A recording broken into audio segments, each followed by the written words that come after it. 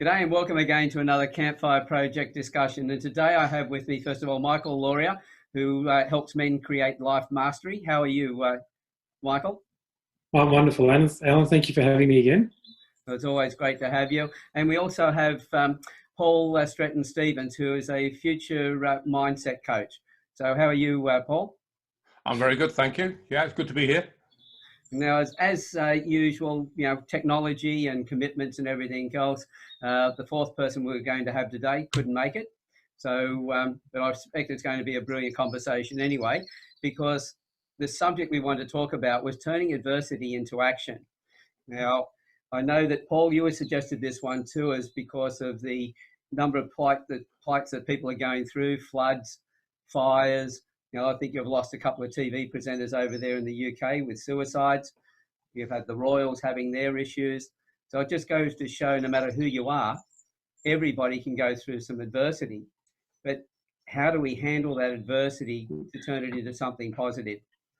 So that's something I thought, I agreed was a great conversation. So can I ask you, well, what really triggered you to think that would be the best one for today? Well, the first thing that came to mind is I've had a lot of experience of it, unfortunately. So I have classed myself as an expert by experience, which is a turn of a phrase I heard a few weeks ago. And I thought, yeah, that really fits, because what classifies you as becoming an expert in something? Well, you got the old theory of the 10,000 hours, etc., etc. But when it comes to things like adversity, who do you turn to? You can go to support groups of people of like mind, and I've tried to do that in the past. And with all the goodwill in the world with support groups, there are good ones and there are not so good ones. Somebody's agreeing with me in the background there.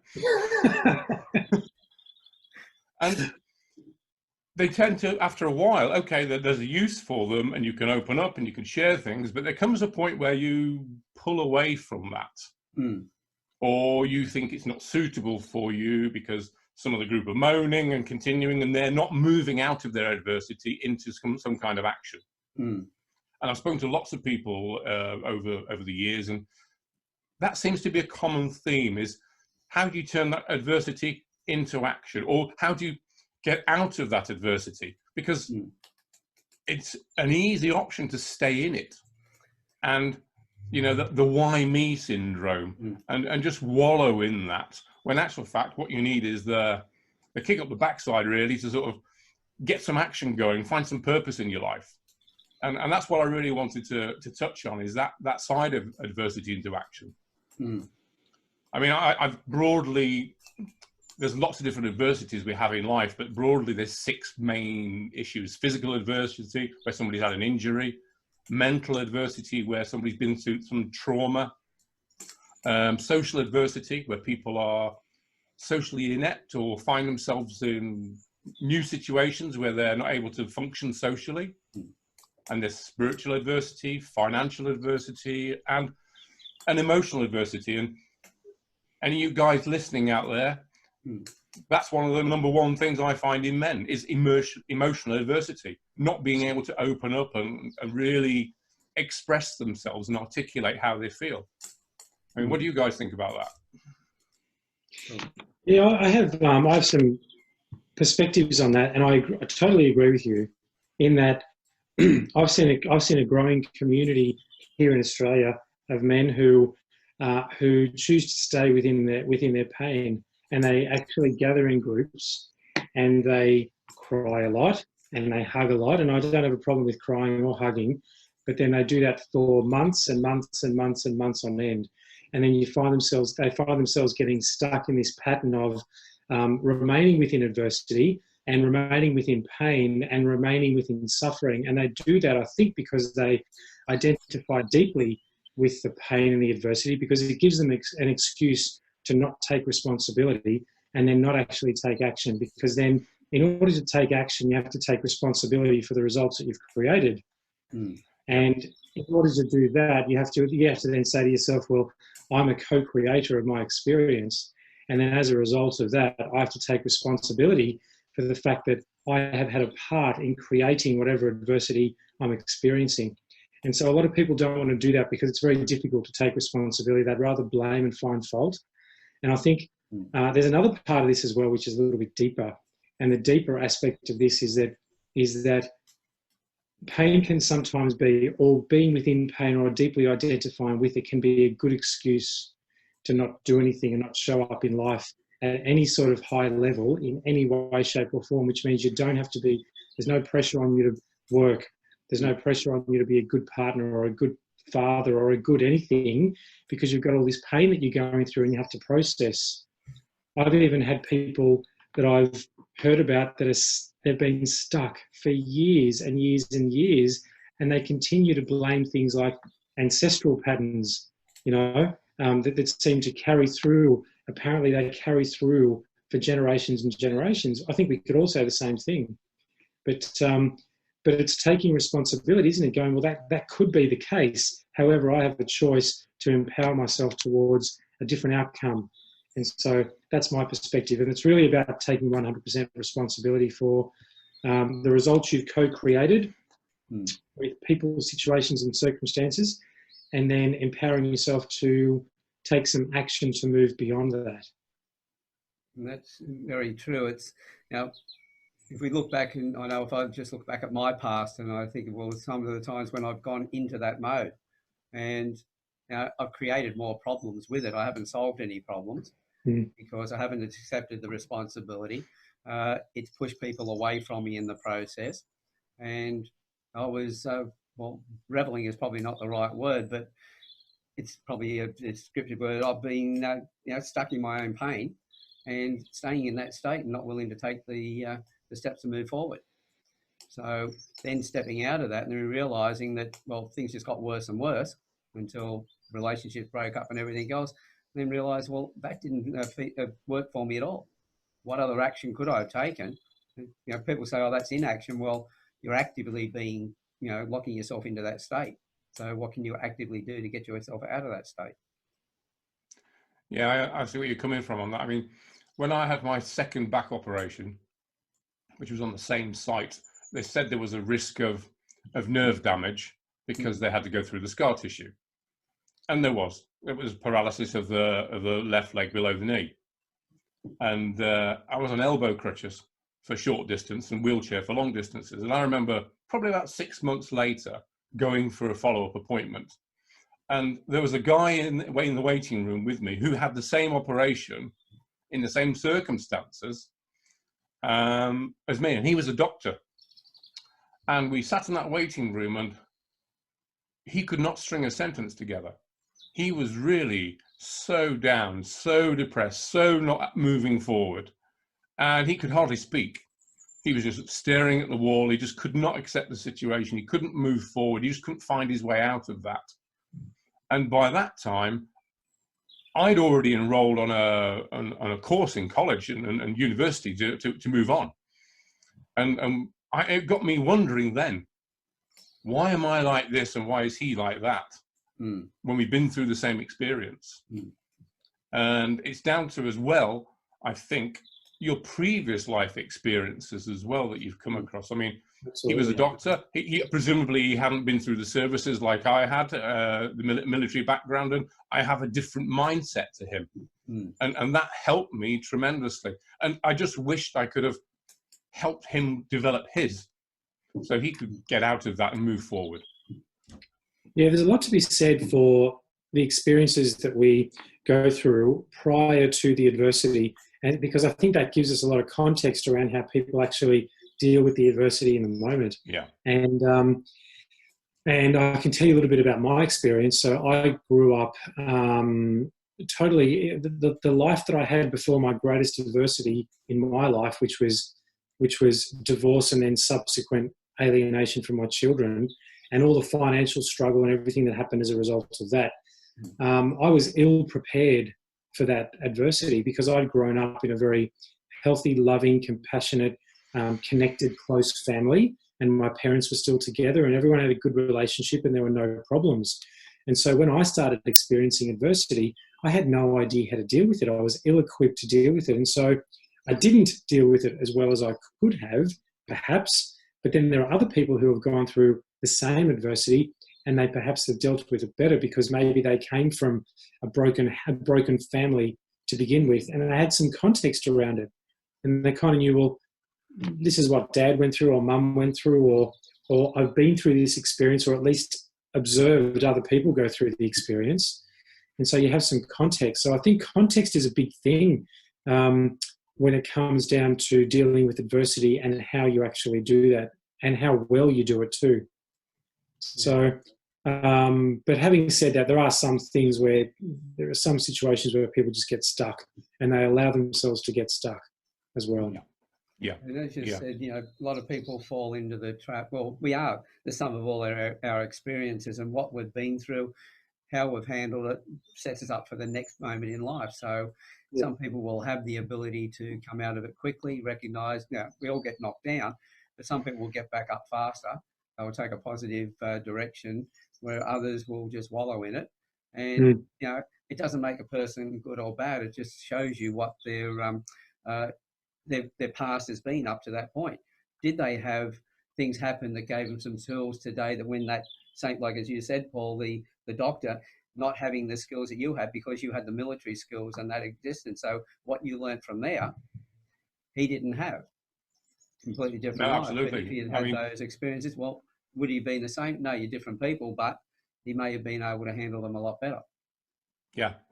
I take on board Michael's comment about a relationship breakup, because when mine did, I already had that experience from my parents of a very acrimonious breakup, and that really did soften the blow and enabled me to manage that more effectively.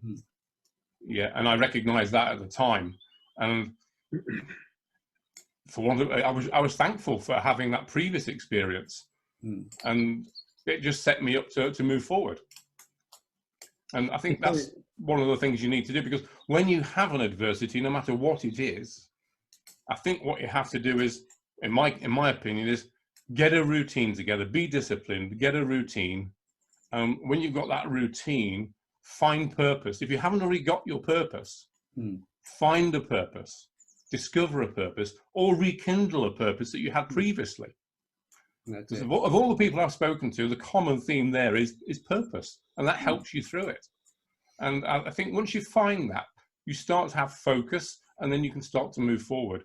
But those three things of routine, purpose, and focus, I think they sort of go hand in hand.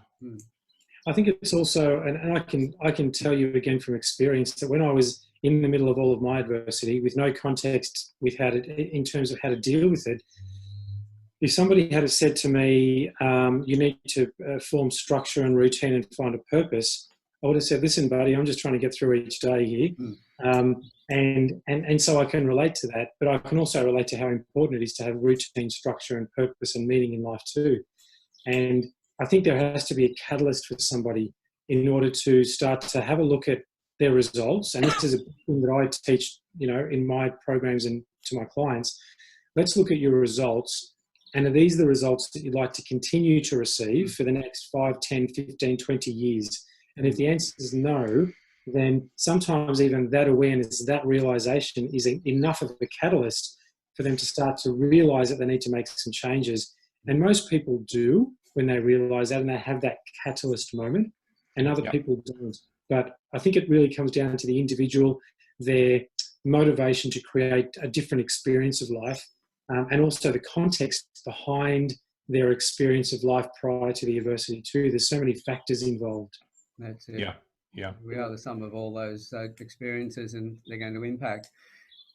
If you've had through a lot in the past, yes, you've got some back knowledge to be able to draw on, to be able to change the situation, you know, to change where you are at the moment and move forward. But somebody who hasn't been through any of those things and it's a new experience for them, then what they really need, as you said, they need a catalyst, and that catalyst then comes in the form of somebody else, not themselves. Or some kind of emotional impact that they might have in a moment. That was my catalyst. I had an emotional impact.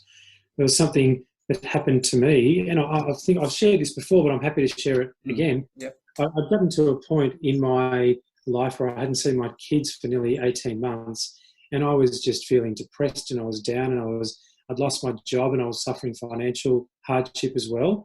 And in 1 week, actually, ironically enough, I did a post about this about, I don't know, 4 or 5 days ago. In 1 week back then, I declared bankruptcy. I was nearly homeless because I couldn't pay my rent. And I almost took my own life in that same week. And this was about maybe 10, 11 years ago now. And the only reason that I didn't, on that Sunday morning, I'd been up all night, crying in bed all night. And I was about to get up out of bed in the morning and end my life. And I received a text message from my son, who I hadn't seen for nearly 18 months. And he said to me, "Dad, I love you." He was 12 at the time. "Dad, I love you. And I can't wait to see you. And Bella and I miss you." And that's his little sister. And that was my emotional impact. That was my catalyst. And that's what put me on the path to where I am now. And I cleaned my life up very quickly after that, because once you have that catalyst, once you have that emotional impact, you start to look at your life and observe your experience from a different perspective, and you realize where you're failing. And that's what it comes down to. You realize where you're failing and where you're producing results that are not desirable. And I did. And it was in that moment that I started making changes, which eventually got me to where I am now. Yeah. Is that the point, Michael, where you kind of tamed your emotions? Oh, I wouldn't say I tamed my emotions. I started to look at my life from a different perspective. The taming, the taming of my emotions was it's still an ongoing process for all of us. Yeah. But absolutely, I looked at life from a different perspective, and I really started to understand and realize that the person that I had become was not the person that I wanted to continue to be, and definitely not the person that I wanted my children to experience when they got to see me and spend time with me again. So I think the motivation there was, as a father and also as a person, I wanted to be a good quality father and create a better quality of life than what I had. Yeah, that was my catalyst. Yeah. And of course, everybody's catalyst is different. Absolutely it is. And it's important. Oh, yeah. It's fundamental to moving forward, isn't it? Yeah, absolutely. And one of the things I've also realized over the years in like professionally coaching men is that you can't force people into change. You just can't force people into change. We can see from our perspective that they need to change, or that they're not creating results that are desirable. But until someone has that catalyst event or that emotional impact, they're not going to change at all. No. Yeah. I think also there's an element of social expectation, because I remember I had a government official, a disability employment advisor, come to see me after my second back operation. Months later, they medically retired me, and they came around, made an appointment, and she said, "Right, look, okay, now just spend a couple of years getting used to your new circumstances." I was like, "Sorry?" She said, "Well, this is what people do." She said, in circumstances such as yours, you just take a couple of years, get used to the circumstances, get used to the life and the new patterns and new routines, and etc.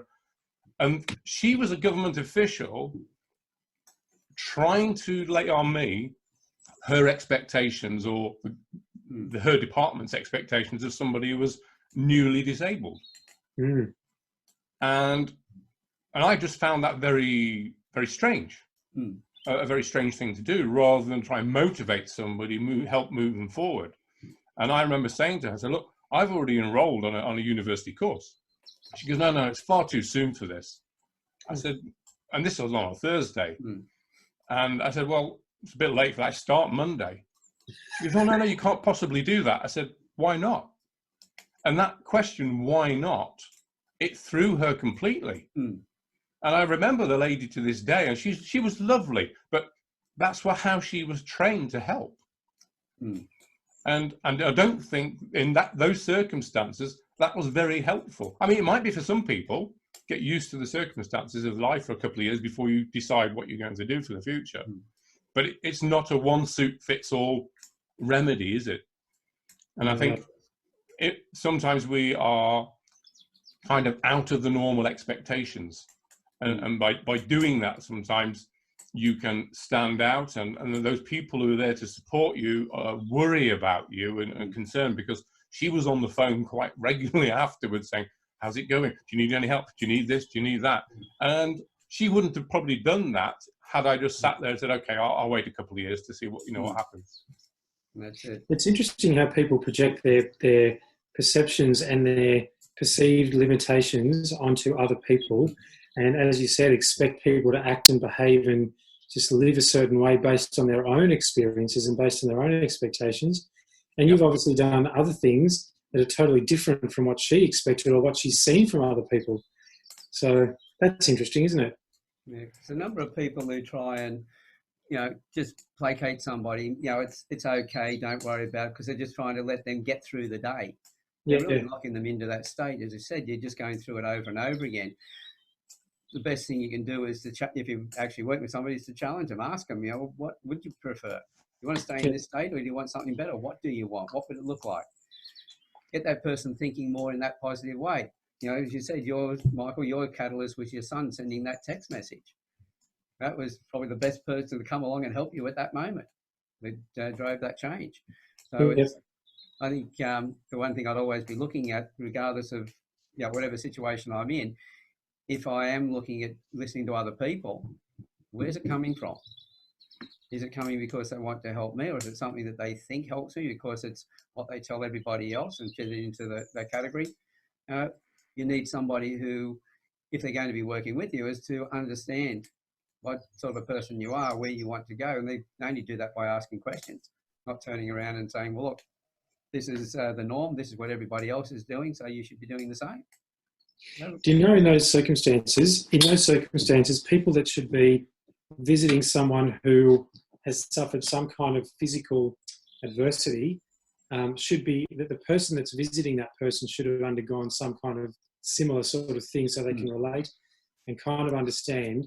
And they've moved beyond it because they're obviously helping others. So they've taken empowered action to move beyond whatever limits they thought that they had, and they're helping other people. So they're the people that I love the people. I'm always attracted to and motivated by the people who have gone through adversity and come out of it and then said, hey, I've walked that path. Let me show you. Maybe I can help you do it a little bit better than I did. Yeah. And isn't that what we do with, we expect of a coach in any other field as well? We don't go to somebody who hasn't been through it, or may have just read a book on it. You go to somebody who has been through it, come out the other side, because they're teaching from that place of experience. Yeah, exactly. Because then you're going to get someone who can show you the alternative to staying in the state you're in. Because nobody else, if they haven't been through it, they can't tell you that alternative. No. All they can do is tell you how to try and survive in that state, which is what your nurse was doing, Paul. Yeah, absolutely. Yeah. And I have to say, conversely, when I lost a significant amount of eyesight, and I had help from like the Royal National Institute from the Blind, and also from blind veterans here in the UK, the people that did help me were people who'd experienced it. Exactly.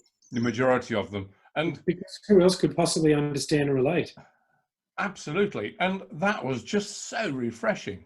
I remember having a guy come to the house for me, and there was two people came to the door. This was to do a technological assessment in my house of my needs from a technology point of view. And the lady that came, she said, look, I'm just a driver. I just drive him everywhere. So I said, well, come in as well, sort of thing. And this guy had very limited vision, and he used to look at his iPad from his head onto one side, because the only vision he had was in his right side of his eye at a particular angle. And he did all my technology assessment in a couple of hours. And he was just phenomenal. But he had complete empathy for my situation because of his. Yeah, but the empathy is different to most, where the other people are caught up, because your nurse was in emotional empathy. He's in compassionate empathy because he's been through it. He's understanding, he's showing you how to find a solution. Most of our problems today is because everyone's caught in emotional empathy. Yes, we feel the other person's pain, but we don't want to feel it. We just want to move away from that. So we give bad advice. But somebody who's been through it then comes from a point of, okay, let's fix the problem. Compassionate empathy, they're coming from a place of knowing, not just a place of feeling. And I think one of the things as men, we've gone too far into trying to feel things. We should have, be in our compassionate area, but understand and meet the women with their emotional, but not try and get totally emotional about things, because we get back to the point that I feel everyone's pain. I don't feel comfortable. How do I move away from it? So I just give the advice that helps me to feel better myself. It doesn't really help the other person. So the advice your nurse was giving you made her feel better, but it wasn't doing anything for you. But that guy comes along, he's been through all this, you know, he's got all these, he's got the lack of sight and everything else, and he's functioning in a level higher than what that nurse was able to function when it came to helping you. There's the difference between emotional and compassion and empathy. Absolutely. It's the same old thing, you know, we talk about walking the path, and I think that's the key here. If you haven't walked the path, you shouldn't be trying to guide someone else on a path that you haven't already walked. And this is what we see. I don't know about you guys, but I've seen this a lot in the coaching industry over the last 12 months, or maybe 2 years, and everyone just seems to be calling themselves a coach. And it's like, what have you done? What adversity have you gone through? And how have you gone through it? And what have you experienced? And what path have you walked in order to then take somebody else on that path and show them the way, you know? And a lot of these people haven't even dealt with their own stuff yet to any great degree to then feel like they can possibly add any value to others. And so when we're talking about being relatable and understanding and having a level of compassion, not just compassion and empathy, but also a level of wisdom to be able to get people through from where they are to where they want to be, or perhaps need to be, you only develop that wisdom from experience. That's it. One of the things I noticed, you know, well, as I say, technology is the fastest growing industry on the planet. You know, and we've got all these devices around us that are connecting us to everybody, but we're so disconnected from ourselves and each other through relationships. So the second fastest industry on the planet now has been coaching. And I started the Campfire Project simply because there were so many coaches out there. I looked at and thought, they haven't been through their own stuff yet. They're out there trying to make a business out of it. They're trying to feel better with themselves by trying to coach other people through stuff. And I thought, right, get people coming on the Campfire, you guys coming on telling your stories. You gain credibility because of the stories you've told, the experience you've been through, and you further show up by coming into the panel discussions. So what I wanted to do was to highlight to everybody who listens into these that there is good coaches, and then there is a majority of coaches out there that give the coaching industry a bad name, and why a lot of people then move away from coaching when it could change their life if they found the right coaches. I agree, and I think that's more important. Sorry, Paul. I think that's one of the wonderful things about the Campfire Project, and one of the things, just getting back to the point about the technology, is I always put on my sort of documentation, the website and that sort of thing, for anybody, find the right coach for you, not the nearest. Yeah, exactly. You know, with technology these days, you can do that. And if it means you have to go to 2 or 3 different coaches and have their taster sessions or discovery sessions with them to see who you gel with and what their experience is and what they bring to the table, and see if you're compatible, then so be it. But find the right one, because if you really want to succeed in what you're setting out to do, it's really important to find that right coach for you. You know, not just the cheapest, not just the nearest. Couldn't have said it better myself. Ask the questions of, ask them a couple of scenarios. You know, if you're coming to you as a coach, how have you gone through these situations? Give them a couple of scenarios. If the coach turns around to you and says, "Look, are you trying to find get some cheap, free coaching?" You go, "No, I want to find out whether you're the person who's going to be able to help me." Because telling me what a solution is completely different to guiding me through to actually getting the solution. So I'm going to need you anyway, but I want to find out whether you're the person who should be coaching me or whether they should be looking somewhere else. Yeah, totally. There's a problem with that. There's a problem with the coach. And another good thing to do as well, if someone is seeking out someone to work with, a coach or a mentor, is to actually, again, the beautiful thing about technology is that we can find out a lot of things about people quite quickly. And so a coach who is genuine and authentic and truly wants to help people will actually share their own experience of life, their own experience of adversity, how they've come through it, how they suffered, but also how they created a better experience for themselves of life, how they improved their relationships, how they improved every aspect of their lives, really. And if they're not doing that, then they probably haven't experienced very much. The ones to look out for really are the ones that jump on and rave and carry on and tell you what to do and talk to you about mindset all the time, but don't actually share with you any real grassroots kind of in the trenches stuff. Yeah. Yeah, it's true. Yeah, very exactly true. Right. If they can't tell you those stories and they're not willing to open up and tell you those stories, then obviously they haven't lived it or they haven't been through it yet. Yeah. Yeah. You know, and let's face it, good coaches are always going to give of themselves. Exactly. You know, which is what we've found with, it's the reason why all of you guys have been on there. You've told, there hasn't been one person, I've interviewed now about 90 people who haven't bared their soul and told everybody their stories of what they've been through. Some people go, oh, they were brave in doing that. Yeah, well, being vulnerable is bravery. And at the same time, while you've been doing that, you've been helping all those people who listen. There's a whole bunch of people that are getting some answers who you've never seen and probably never will see. So while you've just been in there having these chats, you're helping people. And that's the thing, is anybody who gives themselves to be able to help other people without looking for an immediate return, they're also going to be a good solution to any issues you've got. Sorry, Mike, you're going to say something. That's all about contribution too, isn't it? So when you're willing to share your story, you want to contribute to others, and perhaps let them know that there's somebody out there that can relate. There's somebody out there that has been through their experience and come through it. And even that is quite powerful for somebody who's in the middle of it right now. So I've had a lot of coaches say to me, what are you making out of the campfire? What sort of money's it bringing in? Well, it's bringing in a lot, but there hasn't been $1. In fact, it cost me money to run this. What I get out of it is the people that I've met and I talk to and I learn from. So I'm learning a lot. I'm making friends around the world, and it's all about the community. And that's the thing that, it's another way I measure people's true selves. How much are they focused on the dollar? And that's, you've got to make some money and that to pay your bills, and that's how we survive, and that's how we then can give to more people.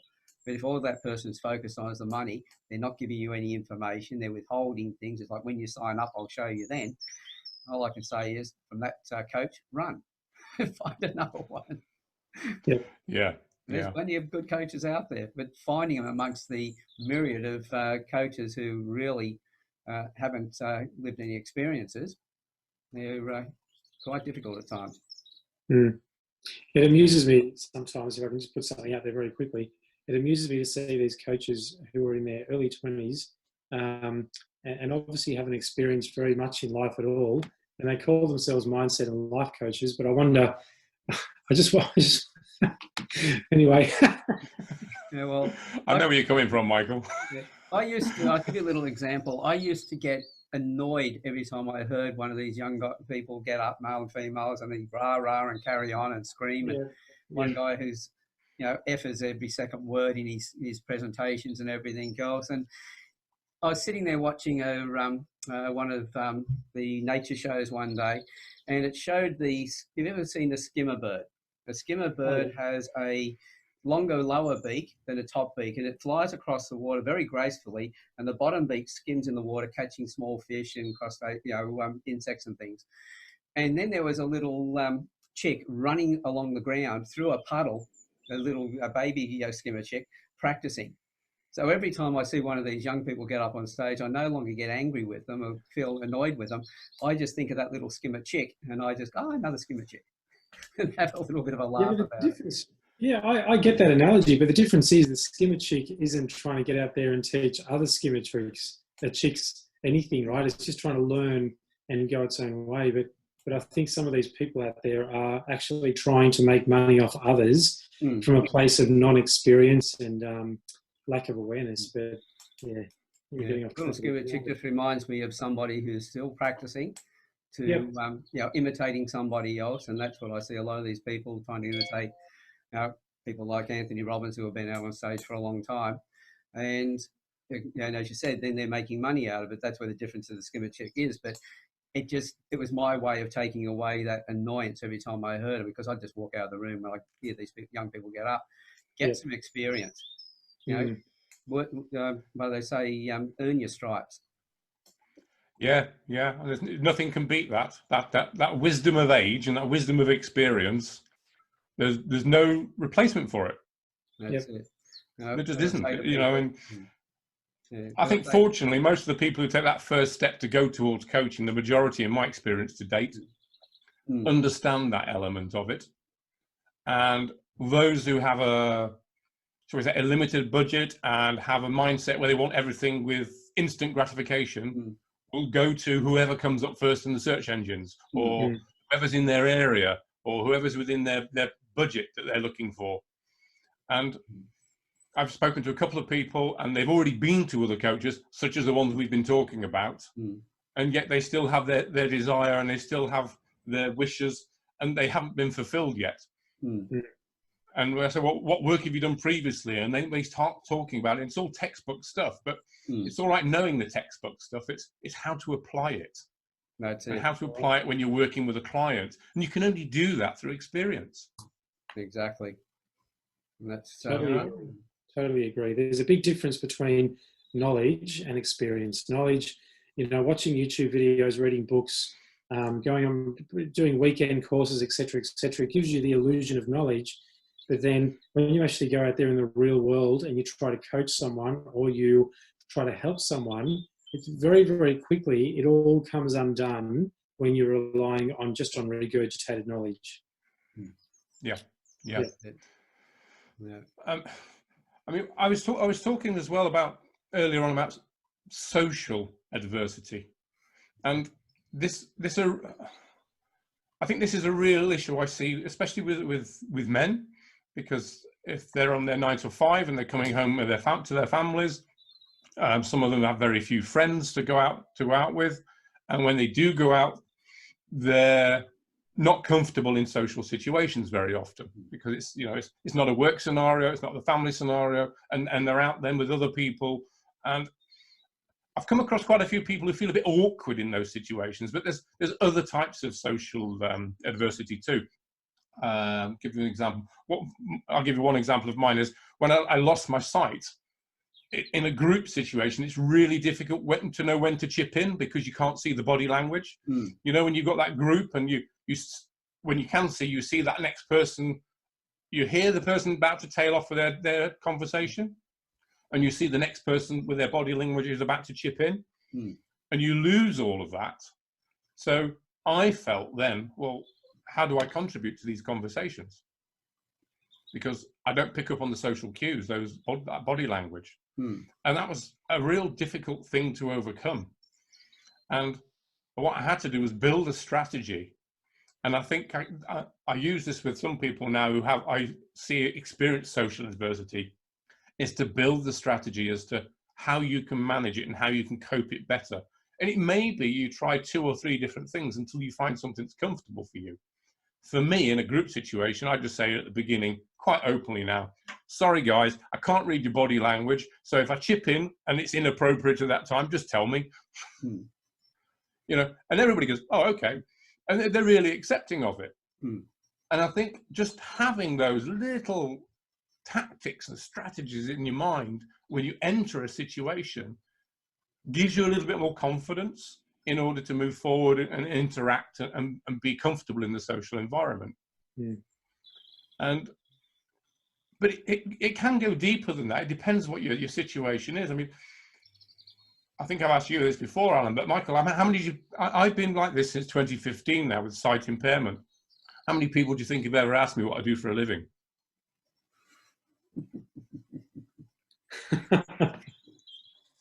How many people do you think have asked me what I do for a living? I don't know. I'm 6. interested. Really? 6. Because they assume I don't do anything. Yeah, right. Okay. So I have to be really upfront. My strategy is to be really upfront. And I'll give you an example. Last evening, I go to Toastmasters because I was okay speaking in front of large groups of people before being a head teacher in a secondary school. No problem at all. Because you can see your audience, you can engage with it, you can gauge their reaction, you can see where you are on the stage and on the platform. But when you lose your sight, you lose all that side of it. You can't engage with the audience and see their reaction. You don't want to trip on the stage and land on somebody's lap in the front audience.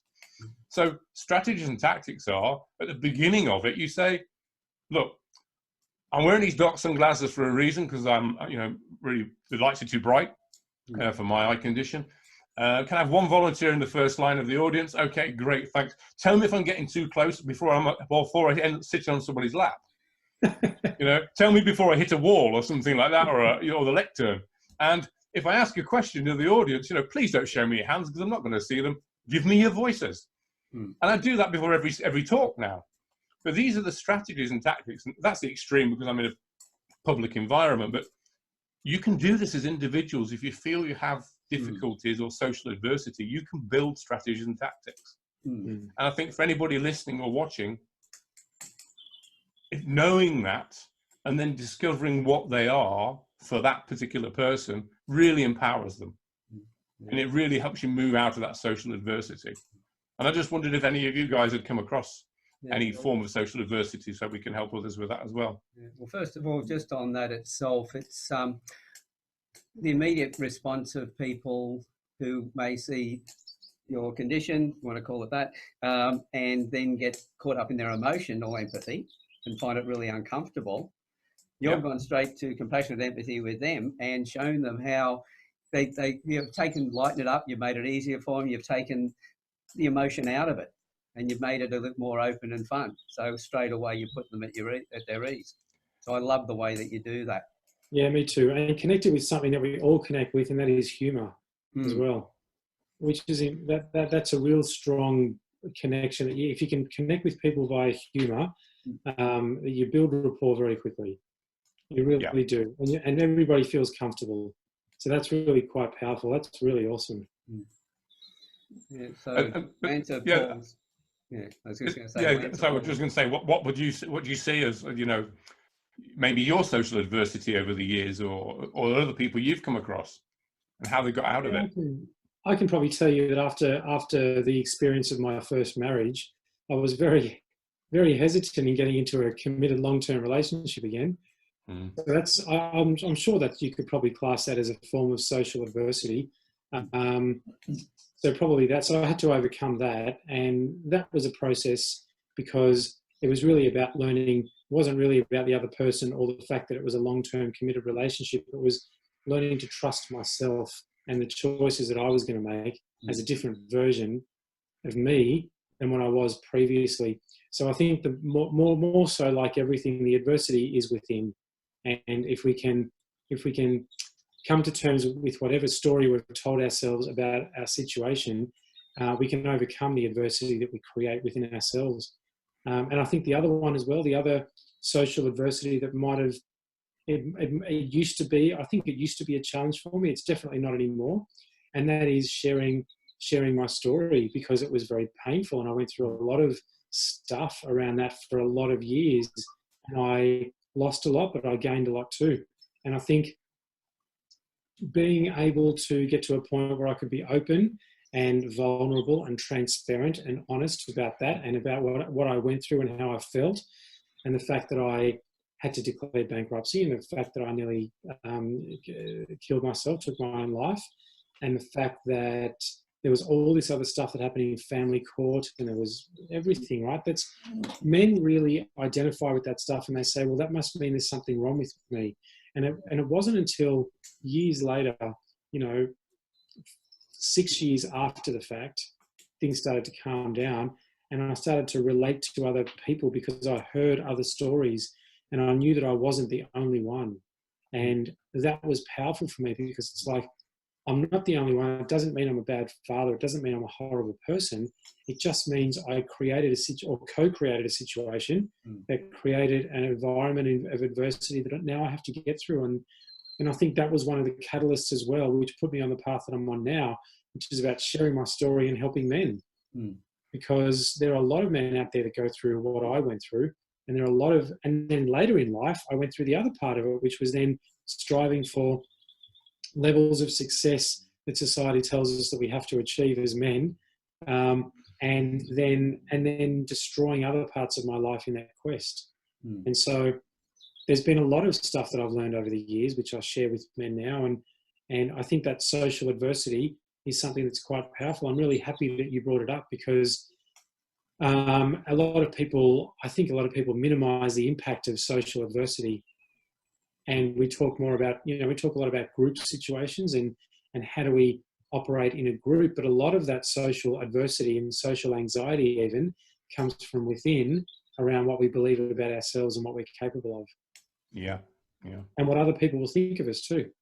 Mm. And that's one of the biggest things is, letting what other people think of us control us. Yeah. I said in my story, I was 9 years old when I decided I'd had enough of being bullied and everything else, climbed into my mother's medicine cupboard and just started taking pills. And part way through it, I just thought to myself, they're all going to be happy when I'm gone. And I went, what the hell am I doing this for? Making them happy. They're the ones who made me miserable. And so I turned into a fighter. And so that was when I started getting my earliest realizations but I did spend a lot of my time then trying to, live up to what I thought because my father died when I was 3, so I tried to live up to his memory. Then I was trying to fit in and prove everybody wrong about me. I ended up proving everyone wrong. I did things that they're all amazed that I could do, but the end result was socially we are getting controlled by our environment. We let that happen to us. Sometimes in my case, it needed to be the catalyst that got me to pull my finger out at a very early age. But don't worry, I still went along and made a lot of screw-ups, 2 marriages, a lot of broken relationships, business partners who emptied the bank accounts out, you name it, I've screwed up regularly. So do I talk from a place of experience? But, Absolutely. And that's the thing, that, it's being able to talk about that. And I'll bring up all of that stuff with no matter who it is. I know there might be a lot of people who listen to this. There might be very few that listen to it. But I'll tell the stories and that to people because I know that there's something I live too. It's not just me boasting about what I've done and how I've come through. It's a lesson that we can pass on to other people and how they can do it. So you share that knowledge, the experience as a gift to that other person. Yeah, exactly. If you can help them, excuse me, not go through the same thing that you went through, they can go out and make different mistakes. Because life is going to be full of mistakes. If not, you're not moving forward. You're dead. And if we can reflect backwards as well, we all remember a time when we felt like a failure as a result of our mistakes. And we all can feel, we can all still remember a time when we felt shame and guilt around all of the stuff that we now share freely to try and help other people. And so if the motivation was anything else other than contribution and service to others, then we wouldn't be doing what we're doing, because there's a lot of there can potentially be a lot of shame and guilt around the experiences that we've created.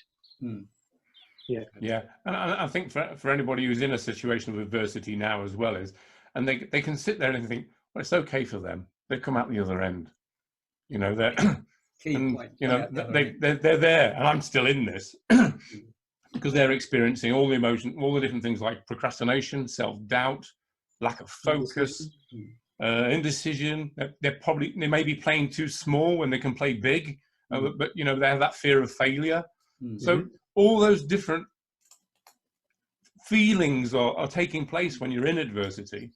But I just wish we had, or I'd had certainly, something like the Campfire Project when I was going through some adversity, because it would help me through it much quicker. Because I'd have had more realizations and I'd overcome all those things I've just mentioned quicker, I think, personally. So for anybody who is listening and watching this, then you can come through it quicker, and you can just speak in the community, just ask questions. If you lurk in the background, fine. And you're just watching and listening because you're taking things on board from lots of different people in the community here. But there'll come a point when I'm sure you're going to ask a question or make a comment, and that first step, that first letter you type is really massive, because that allows that forward movement, and you just gain the momentum. That's it. And just keep going. And knowing that everybody who's been on the Campfire Project, who has talked and everything else, and knowing what they've been through, then you're not going to get smart remarks from them. You're going to get empathy, you're going to get understanding, you're going to get someone with compassion. And as you said, the key word was, it's all right for some people. You're saying it's all right for them, they've been through it. they've been through it is the key point of that they need to realise that if they then, if they've been through it and other people have been through it, and we're hearing all these people telling similar type stories, and they've all been through their adversity, so can I. Yeah. And that then starts Absolutely. to change the thinking. So that own little bit's the only thing that people realise, because that was some of the little keys that triggered me to make changes in my life, was I just went, did I just hear what I said? And I went, oh yeah, I did say that. Oh, okay, can't think that way anymore.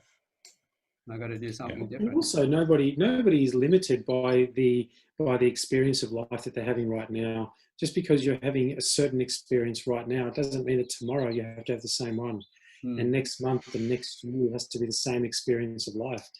And I mean, we can all attest to that. We can all attest to the fact that we have had different experiences in life, harder ones than what we experience now. And even sometimes still we experience our own adversity. And because we've gone through what we have in the past and we've come out of it, we're actually better at dealing with adversity now than what we used to. And that's another good thing. The more you do something, the better you get at it. And so the more you face adversity, the better you get at dealing with it and coming through it. And that's it, because our brain, our mind, they've all of its muscles, and we know if we use a muscle and we keep working it, it gets stronger, and we're able to be more efficient with it. So there's no difference with this at all. The emotions and the muscles, pretty much the same thing. Exactly. And one of the reasons, I think I can just chip in there, one of the reasons I work the way I do now is I work with a lot of people about their mindset. And back to these younger coaches and these people with lesser experience, probably, I don't know. A lot of them use the language about changing your mindset. Now, I've thought of it kind of in a different way here. I call myself a future mindset coach now, because that presupposition of a future means it's going to be different. It's different. Exactly. So what I work with my people is, look, your old mindset's got you where you are. And there's going to be elements in that that are good and not so good. Let's identify the good parts and move forward with it, and then craft a future mindset that you're comfortable with, that you can move forward with, that you can build and work on and help you succeed with. And by separating the old from the new and having this future really enables them to actually think, I have a future. It's going to be different. I can draw on some experiences, and I can craft this myself. And that ability to take responsibility and craft your own future is so empowering now that that's my little mantra now. It's become my mantra. And that's only through my experience of working with people. It wasn't before, but it's come through. And I think for anybody that is going through that, is build your future, craft it with whoever, even if it's on your own, but craft your own future and draw from the past with all the good bits, what serve you. Well, that doesn't serve you anymore, get rid, but move forward.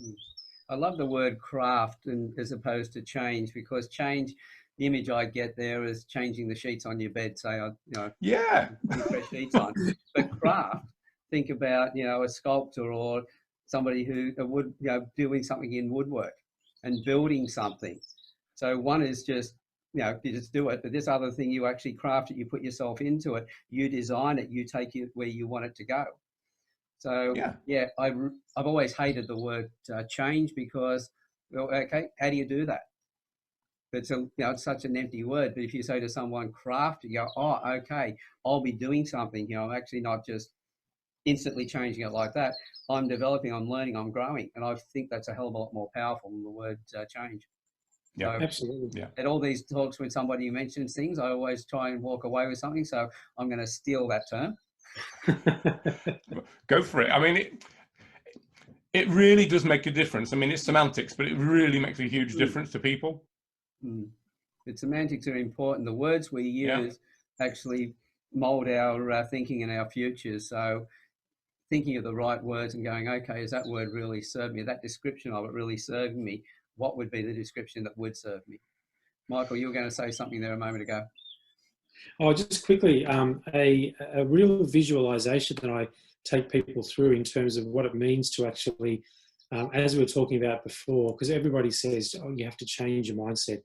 So you try to you sort of take that and you, well, okay, I'll use the same terminology, right? You craft it, recraft it into something else, reframe it into something that people can visualize. And that is, you know, the construction of a house, for instance. And when you build a house on shaky foundations, or you build a house and then it starts to crumble, you kind of go, well, there might be something around the foundations that need to be fixed, or maybe I need to re-pour the foundation. And so what I say to people is that now it's a process of deconstructing what you've constructed. We pour a new foundation, and then you can construct something better on top of that stronger, better foundation. And people kind of connect to that because it's a visual. We know how a house, we all know how a house is built, right? So first it's a foundation, and then there's all the stuff on top of that. And when you deconstruct and then reconstruct, that gives people a good idea of what that actually means. So it's not really about changing. It's not changing at all, is it? It's about deconstructing so you can reconstruct something new. Yeah. Now, there are a lot of coaches out there who, when you said everybody knows, I think there's a lot of coaches out there who are trying to put the roof on before they put the walls up. Absolutely, Alan. Absolutely. So we get those. It's, this has been a brilliant conversation with both of you, and I'm glad that we all got together. And looking at the time, we're starting to run out of time. But I know that the three of us could sit and talk about this for ages, and absolutely a lot more we could actually cover. It's very much appreciate what you've brought along today. I'll be listening to this again because I'll take a few more notes out of it. I don't have to be on screen, and I will steal a few more tips from you guys that I can then use in my stuff as well. So likewise. Thank you for allowing me to, whether you like it or not, steal your ideas.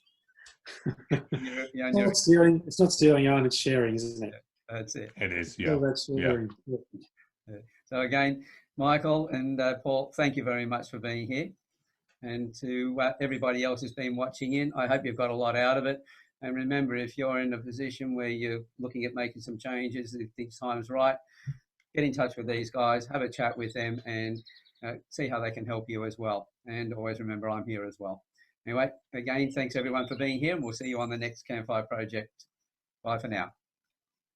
Bye for now.